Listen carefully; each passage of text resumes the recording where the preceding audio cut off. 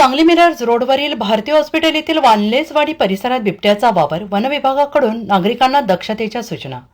सांगली वानलेसवाडी परिसरातील एका खासगी रुग्णालयासमोरून काल मध्यरात्री बिबट्या फिरत असल्याचे काही नागरिकांनी पाहिले आहे। त्यांनी ही बाब वन विभाग आणि स्थानिक पोलिसांना कळवण्यात आली। त्यांनी तात्काळ धाव घेत शोध मोहीम सुरू केली। कुंभारमाळा परिसरासह अन्य काही भागात त्याच्या पायाचे ठसे मिळून आल्याचे सांगण्यात आले। दरम्यान परिसरात घबराहट पसरलेली असून नागरिकांनी सतर्कता बाळगावी असे आवाहन वन विभागाकडून करण्यात आले।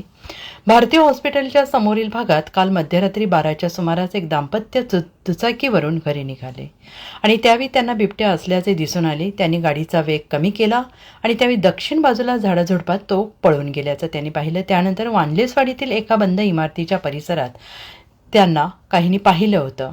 त्यानंतर वन विभागाला कळवण्यात आले। पथकाने परिसरात शोध मोहीम सुरू केली, परंतु रात्री उशिरापर्यंत तो मिळून आला नाही। दरम्यान आज सकाळी आणि सायंकाळी वन विभागाच्या पथकाने शोध मोहीम राबवली। त्यानंतर कुंभारमाळा परिसरातील शेतात त्याच्या पायाचे ठसे मिळून आले।